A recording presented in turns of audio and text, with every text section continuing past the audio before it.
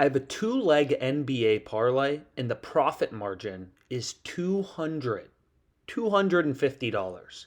So we're going to run through it. I mean, it's absolutely insane. Our parlay is going to be on Thrive Fantasy. We're going to be betting 1,000 to win 3.6K. On DraftKings, it's only 1,000 to win $2,567. So the profit margin, these picks are just, I mean, you literally can't miss them. They're ridiculous. You're going to want to bet this. So the first one I ended up going with a 13.9% profit margin in my parlay, is Spencer Dinwiddie under 15.5 points. So the way that this fantasy company works, right, Thrive Fantasy, is essentially any two picks you select. I just have been showing it a lot recently because there's been a lot of NBA value on it. It's really that simple. They're giving you a lot better prices than kind of Prize Picks does, so it's easier to find good betting opportunities. And what you'll notice is any, two picks you select, regardless of if you're taking overs, unders, football, baseball, you're always going to see 100 to win $360 on Thrive, right? So what's very interesting is when every single two-leg parlay on this fantasy company, it's technically a fantasy company, is coming out to 100 to win 360, essentially they're just charging the implied juice of minus 111 on the over and the under. So what I noticed kind of on Thrive is Spencer Dinwiddie, his points line is at 13.5 on most sports books, right? Like the over under is 13.5. Now Thrive Fantasy is laying under 15.5 points for Dinwiddie at minus 111. Okay, so this is where it gets wild. Pinnacle, which is the sharpest sportsbook in the world, they have that 50 cents away at minus 161. FanDuel has this minus 166. DraftKings has this minus 185. So we basically have 1, 2, 3, 4. Every sportsbook except for BWin is telling us, his points line should either be lower at 13.5 or 14.5 points, or it should be heavily juiced towards the under, right? So the fact that we're getting this in our Thrive entry under 15.5 points at minus 111 implied odds is just absolutely ridiculous. So that's the first pick I went with, right? And you can kind of see we have 1, 2, 3. Every data point in the market except for BWin is telling us, hey, this bet on Thrive is an absolute hammer.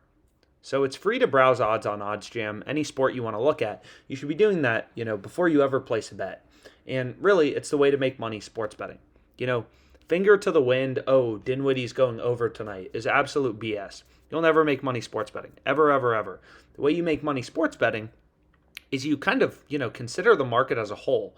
You treat all these sports books as an independent, data point of where should the line be set, right? Where should the line be set? And then you look for value, right? You look for value enough to beat the VIG. You're kind of like an investor or hedge fund buying underpriced stocks. Here, we're getting Dinwiddie under 15.5 points at minus 111 implied odds when we have every sportsbook telling us, hey, this should be minus 165 to minus 185. So just absolutely insane value, right? And if we look at Pinnacle's market, if we just want to look at Pinnacle, what you can see is hey, they're juicing the under to minus 161, and they're giving you, the over at plus 122. So this is an important concept in sports betting, but, when sportsbooks have the under heavily juiced, it's because they think the under is a lot more likely to occur, right? If there's a UFC fighter, or if the Bucks are playing, what's an example of a crazy game tonight? So if we go ahead and we actually let's exit out of that for a sec. If we go to the game lines, and then, you just take a look at the money lines, it's okay, the Rockets are plus 380 against the Hawks, who are minus 475 on the money line. So obviously, the Hawks are pretty big favorites.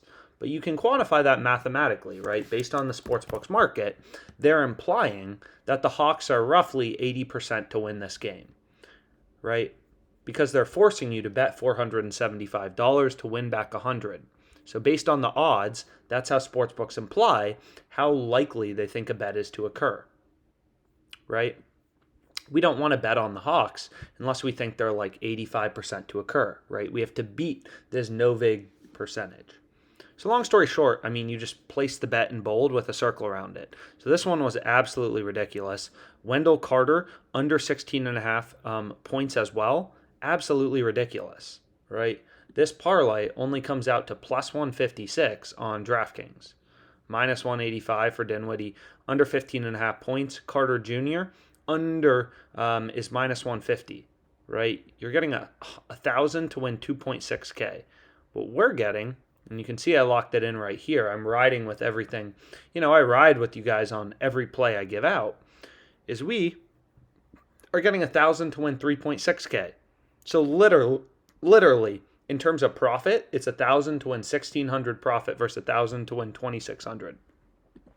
Absolutely insane.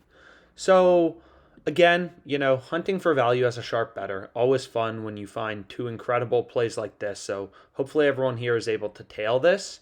In the profit margin of this play, just taking the win percentages based on no vig odds. So this is all just industry standard, you know, math, stuff like that. There's nothing complicated going on. Is this comes out to a win probability of 34.7% on this two-pick entry, this two-leg parlay on Thrive. We're betting 1,000 to win 2.6K profit, 3,600 total. That includes your stake, so 2.6K profit. Profit margin's 25%. We're staking $1,000, so this bet alone has $250 in edge or profit margin. So hopefully this video was helpful.